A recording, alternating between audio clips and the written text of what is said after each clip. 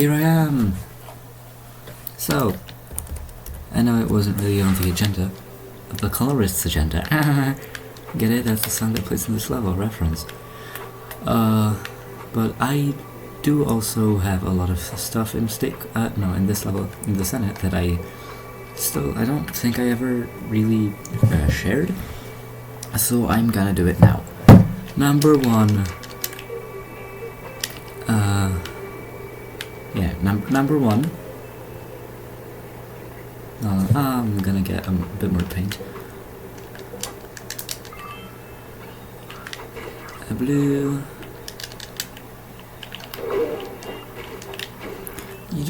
Alright, for this first thing. Alright, also this, I know that I might as well say it. So, up here, where there's the Transformers logo, to the right over here,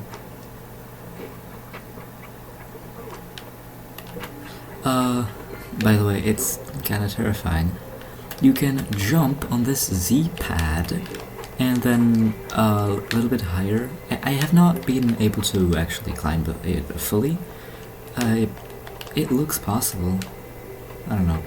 Another thing that's just like very simple, casual and stuff, but it's still something. You could just walk up this.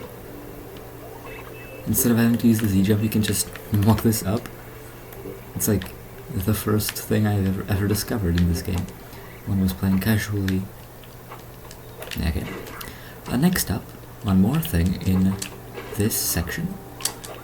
This section of the level, one of three.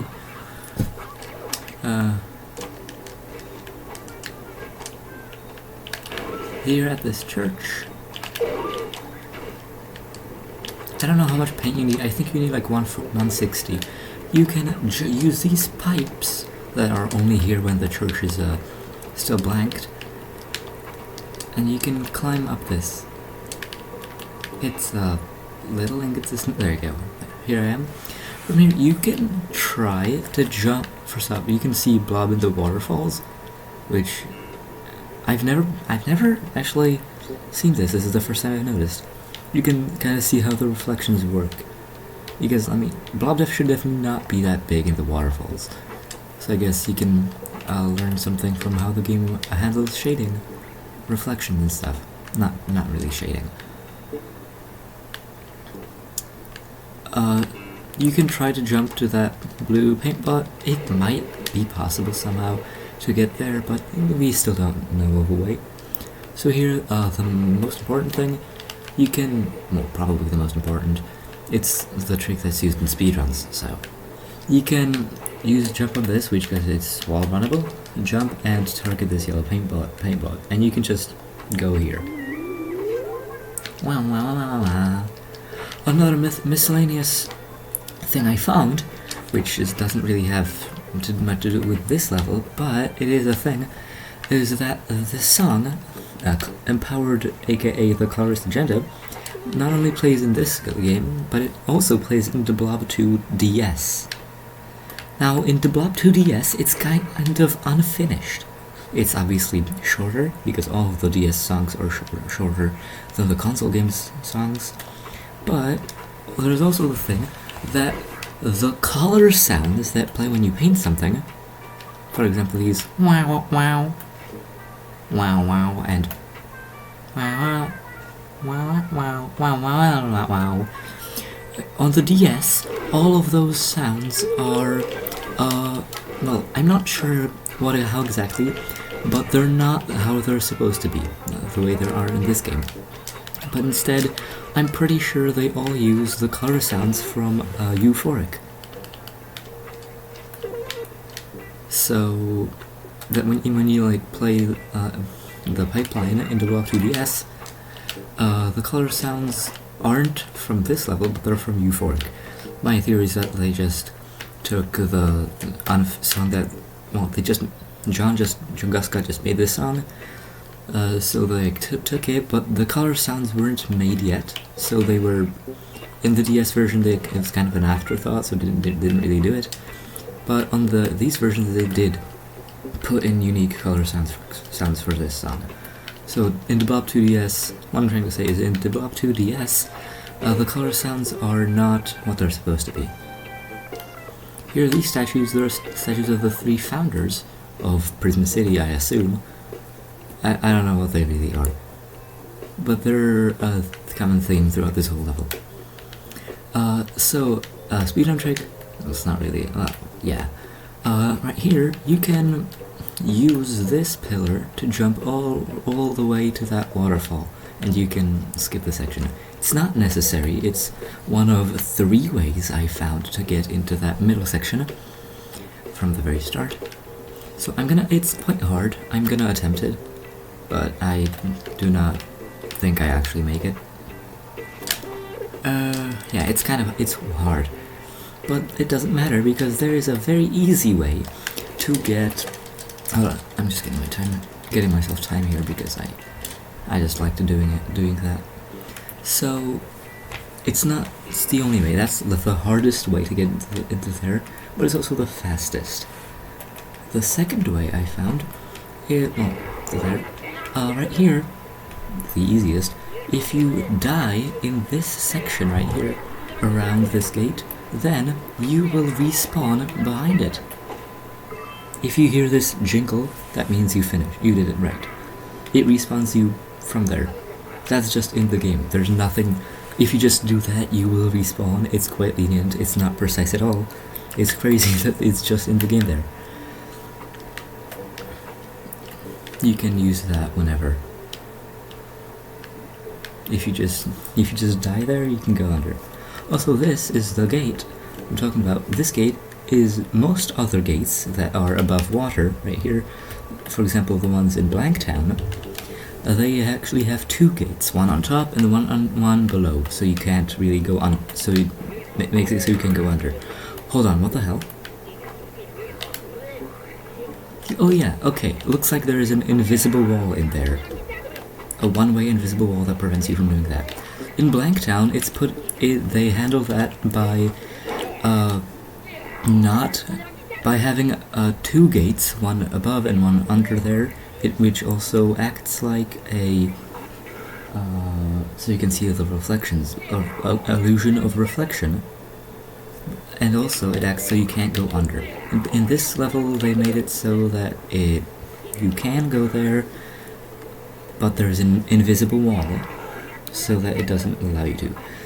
However, invisible walls in this game are only one way, so you can go through the other side. However, we don't need that, actually. We can just die and respawn back here. Really, yeah, good, great, crazy.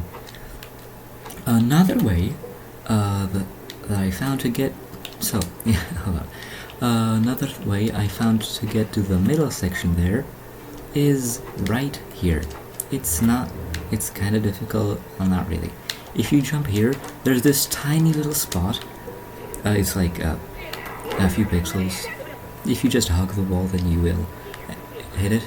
So if you jump to it, then you can jump all the way to there.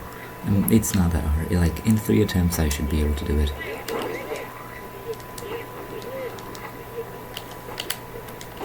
Boom.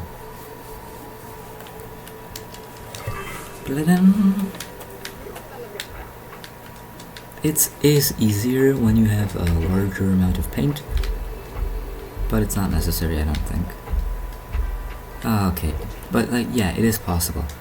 But I did find a third way to get back there.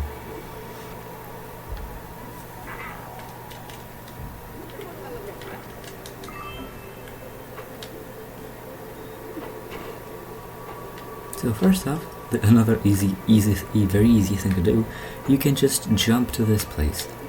Now, if you're small blob, then it's like frame perfect, or close to that. It's very hard, maybe not even possible.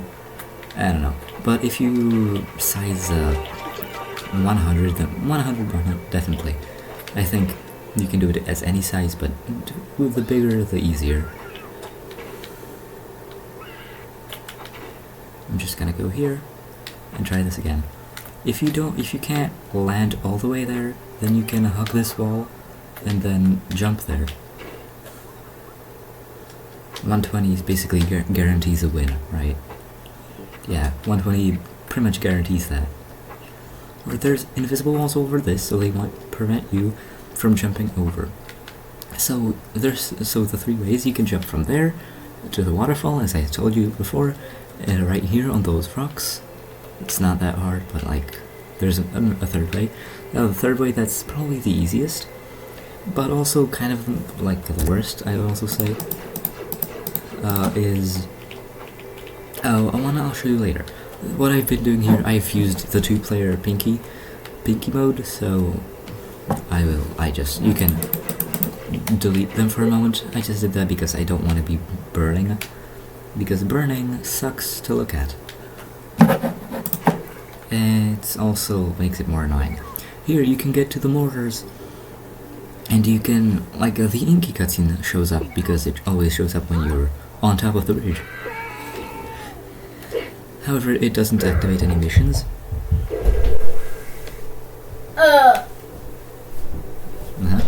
So you can kill them and just get over with it. Oh, did I stutter? Come on. Jeez. These mortars are a quirky thing. Well, are kind of quirky because you can, in mortars, you can see the undersides of them, the lower halves. Really little balls that, when the cutscenes appear, they go through the ground and up the mortars. And normally you wouldn't be able to see them doing anything wrong, like they currently are, because, I mean, it's a cutscene and it activates it when you're, yeah, there's this cutscene, so you can never actually see them. Every time you're here normally, you should already be activated. However, sequence broke, so we can go here. You can see the Inkies inside and models of them.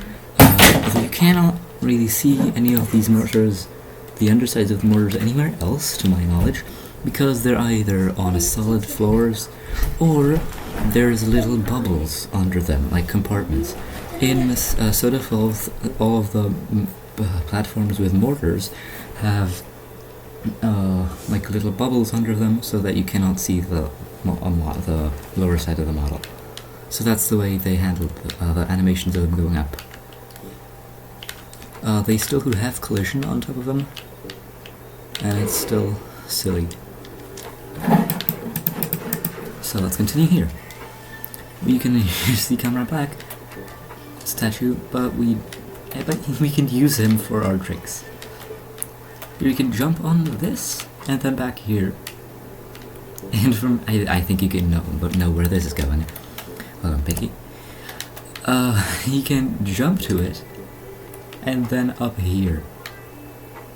However, once you transform this, then the entire thing, the thing that fills up the statue disappears. So doing this is, you can only do this before doing that. You can walk through this, and you can say hi to this helicopter that does not have collision.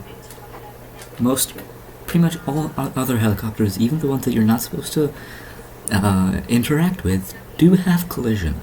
I'm not sure about the ones that fly in the sky, since you're not supposed to see them or ever touch them, and it's quite hard to do that.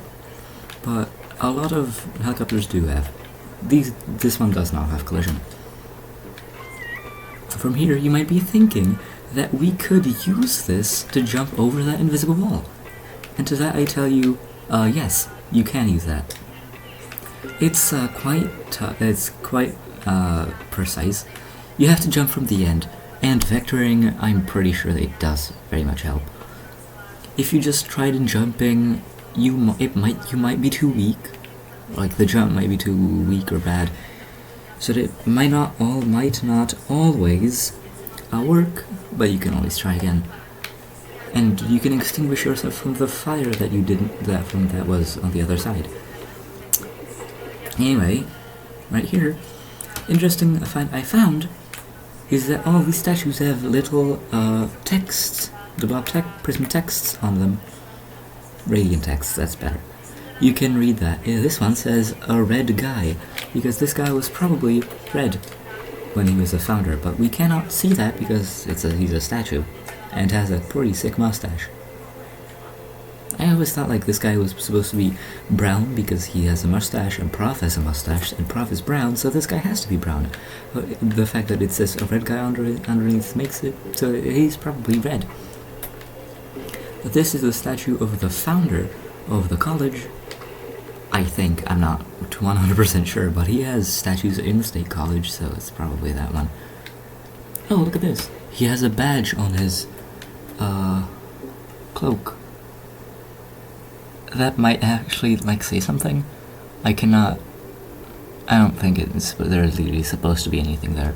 But we can see him. This is another one, and it has a gold guy written on the pedestal. I did always think of this guy as yellow. So good, cool. The most probably second most well-known glitch in the remakes of the Blob 2, Z fighting.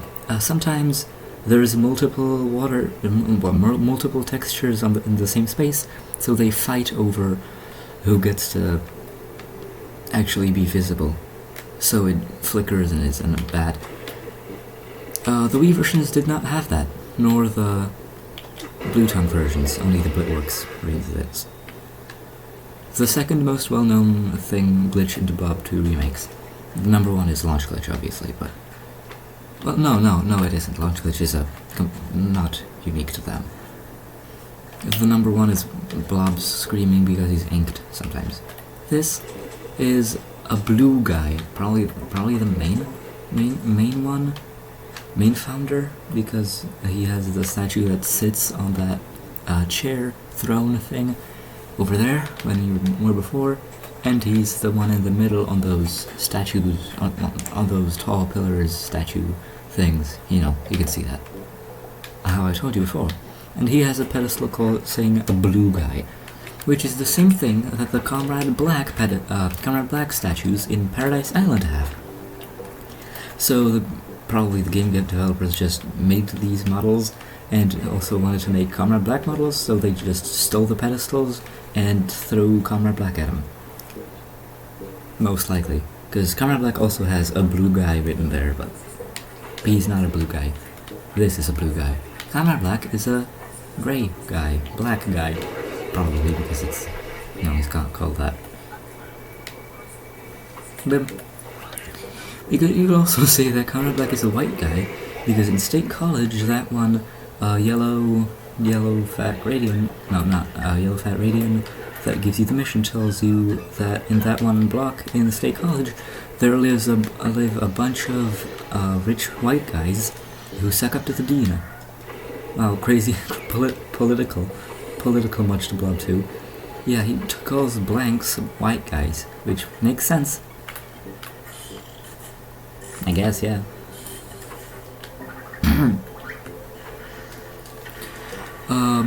I have a few more things that I would like to show, so I have to orient myself there. It's in this section.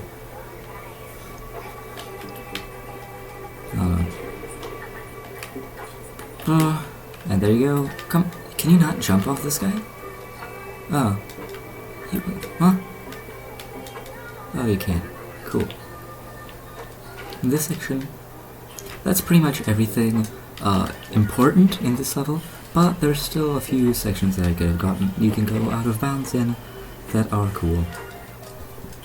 Number one, for example, this.